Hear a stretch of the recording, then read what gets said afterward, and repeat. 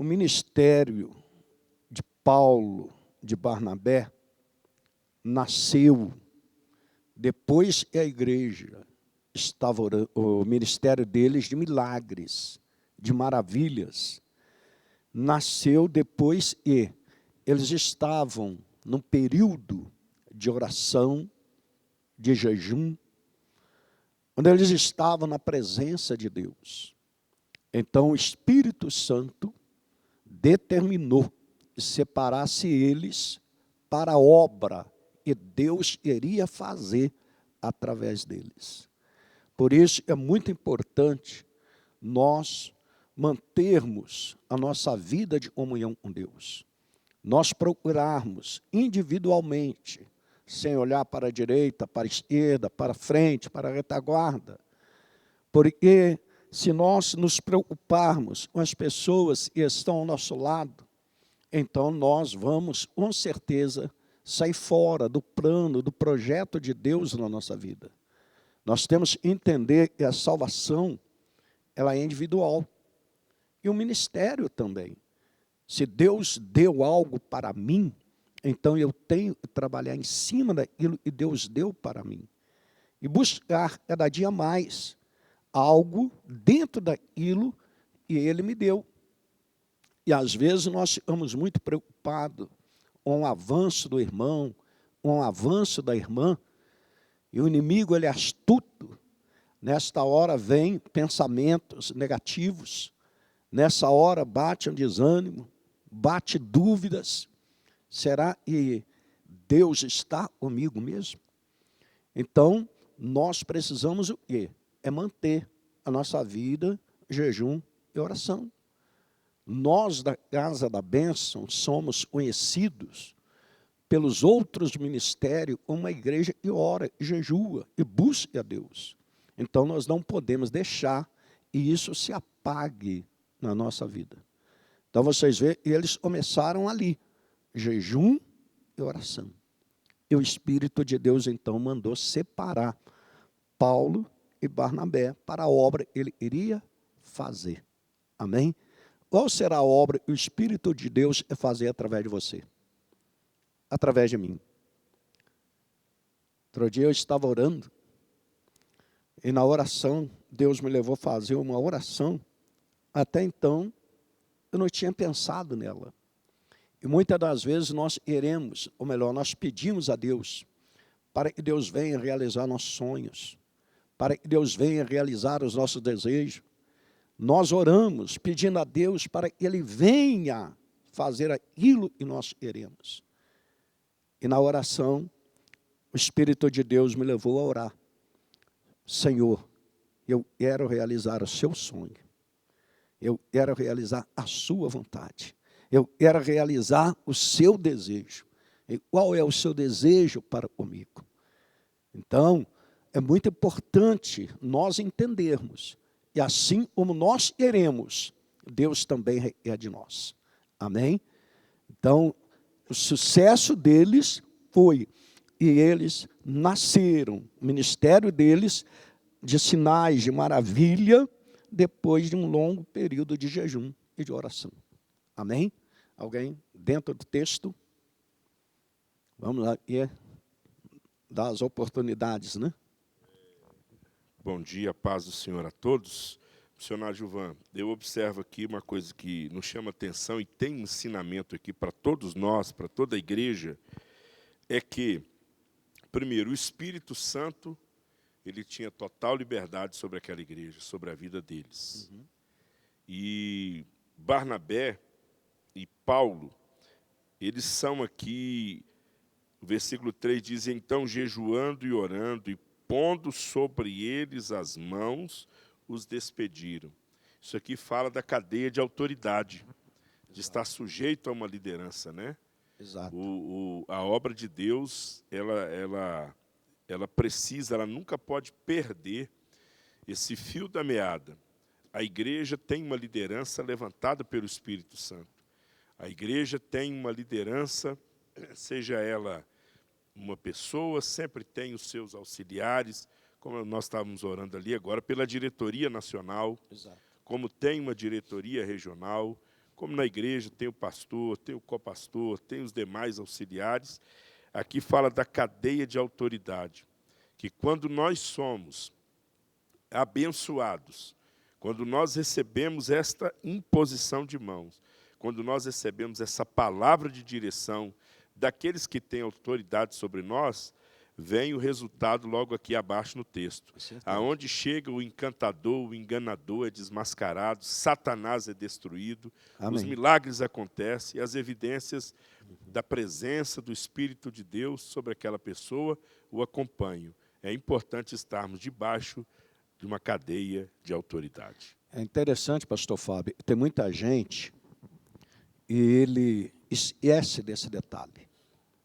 Ah, Deus mandou ir, Deus mandou fazer. E ele então vai naquele entusiasmo, naquela empolgação, mas ele esquece, ele precisa estar debaixo de uma cobertura, para que Deus aprove aquilo que ele irá fazer. Se não fosse assim, não haveria os ministérios. Então, às vezes, tem obreiros, né, e entra um espírito de rebeldia nele, e às vezes ele acha que ele é até superior àquele que está com autoridade sobre ele. E usam o texto errado da Bíblia. Pois é. Como aquela palavra quando Pedro, e João foram levados perante as autoridades e eles mandaram ele calar a boca. O que eles disseram? E Pedro responde: importa mais obedecer a Deus do que aos homens. Aí tem gente que pega isso, ele estava falando ali de homens maus, de homens Exato. que queriam impedir, Era um outro contexto. Tem gente que deixa de obedecer a sua liderança e diz: Deus mandou, me interessa obedecer a Deus e não ao homem. E aí, Satanás já entrou, já está usando ele. Fala, bom pastor. dia, paz. É interessante, missionário, o senhor falou sobre dessa questão do ministério que havia ali, e é interessante que Barnabé e Saulo, eles terminaram uma missão, que era levar as ofertas, eles voltam para Jerusalém com Marcos, mas não fala que eles estavam na igreja de Jerusalém. Eles saem de Jerusalém, vão para Antioquia, e ali havia dois ministérios muito importantes num ambiente que precisa de ser enviado.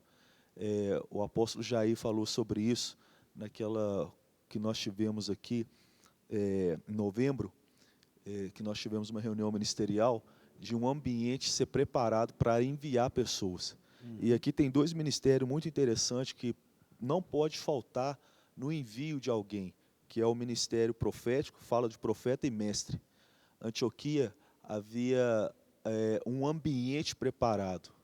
Não estou falando que Jerusalém não tinha, mas havia dois ministérios ali que hoje é fundamental para nós, que desejamos ser enviados.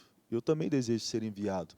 E como é bom entendermos esse ambiente. Eles vão para Antioquia. Antioquia estava tendo um avivamento, uma igreja que estava debaixo de um ambiente profético e um ambiente de ensino. Eram dois ministérios muito importantes para que aquilo que haveria de acontecer na vida de Paulo e de Barnabé fosse a etapa, o pontapé. Quantas vezes nós vemos hoje faltar isso? Porque realmente nós sentimos falta disso, desse ambiente profético, um profeta, um ambiente de mestres, pessoas que ensinam, porque isso tudo promove. Porque não adianta nada nós estarmos também querendo ser enviados e se esses ministérios não estão presentes. Porque como Deus vai usar alguém para enviar se não tem quem ele possa usar? Então eu acredito que Antioquia não estava só vivendo um tempo de avivamento, mas estava vivendo um ambiente propício para isso. Porque não adiantava eles saírem de Jerusalém. Será que Jerusalém não poderia ter enviado eles? Pedro estava em Jerusalém, Certo. os discípulos estavam em Jerusalém, mas o envio aconteceu justamente em uma outra região, num outro ambiente, numa outra igreja que estava formando. Quando Barnabé lembra de Saulo, talvez Barnabé lembrou de Saulo justamente porque Antioquia havia uma liberdade que talvez Paulo já pregava no começo do seu ministério, quando não aceito. Paulo pregou contra a circuncisão. Antioquia era uma igreja que estava nascendo fora daquele ambiente, E E geralmente os discípulos mais importantes estavam aonde? Em Jerusalém. Mas em Antioquia havia 2 ministérios muito importantes: o profeta e o mestre. Eu acredito que Amém. hoje nós devemos buscar sobre isso, porque nós precisamos ser enviados, e esses 2 ministérios eu acho que ele é extremamente importante para um ministério que deseja enviar pessoas. Amém. E outra coisa interessante, irmão, a disponibilidade. Muitas das vezes a pessoa ora, entendeu? Mas quando chega, ela ora H, né? Cadê a disponibilidade? Ele não quer sair do comodismo. Ele não quer sair da zona de conforto. Então a gente tem que tomar muito cuidado com os tipos de orações que nós fazemos. Entendeu?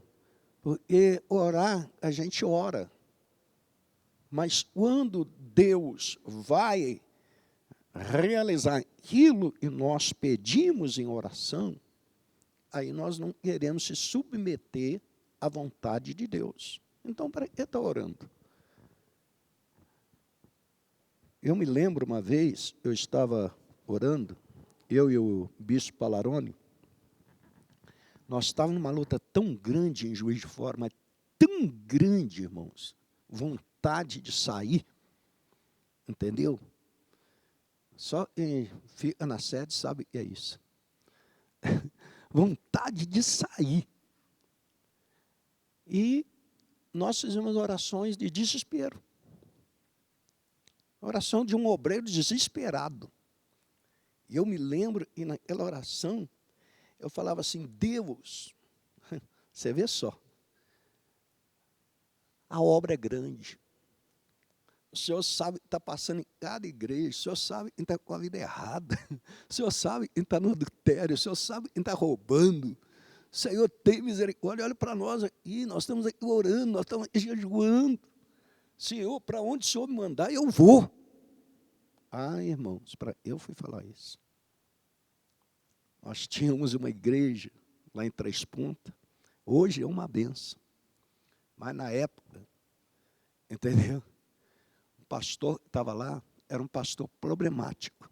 E era o terror. Ninguém iria ir para Três Pontas.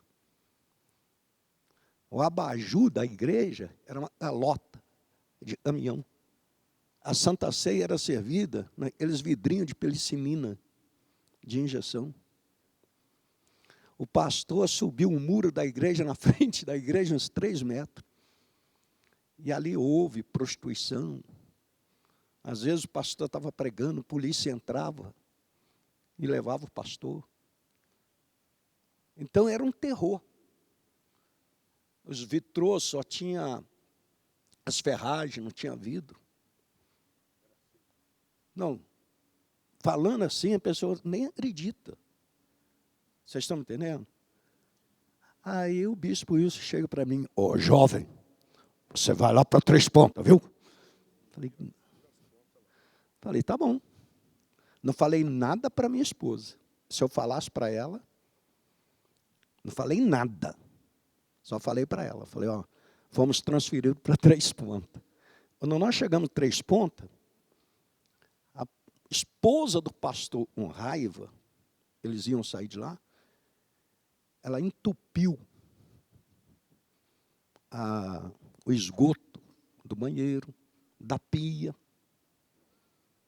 Você entrava dentro da casa pastoral, parecia que estava numa pista de Fórmula 1. As moças vinham, zum, zum. Você só ouvia aquele zumbido. E nós chegamos lá. E nós ficamos morando no cantinho assim do altar da igreja. Colocamos nossas coisas tudo ali, empilhado ali. Uma semana.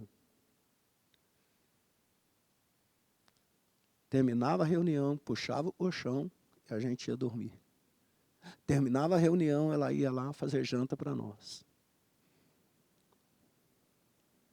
Vocês estão me entendendo? Então nós temos que ter cuidado. Porque é muito fácil a gente abrir a boca. Senhor, me manda, Senhor, me leva, Senhor, faz. Mas nem a hora que você for submetida a fazer. Você está pronto?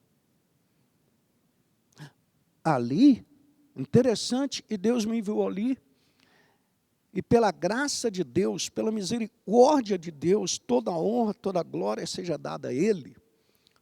3 meses mudou a história.